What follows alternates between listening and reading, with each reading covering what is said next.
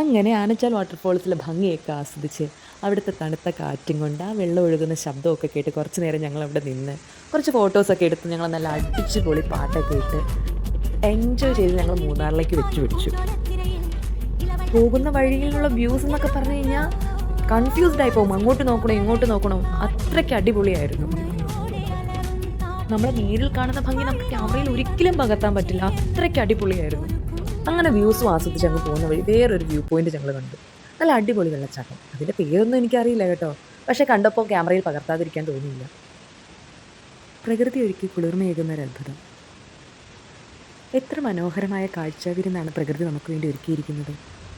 ഈ കാഴ്ചകൾ മനസ്സിന് തരുന്ന സന്തോഷമൊന്നും വേറെ തന്നെയാണ്.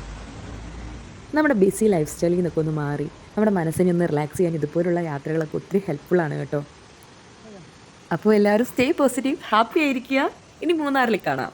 ബൈ.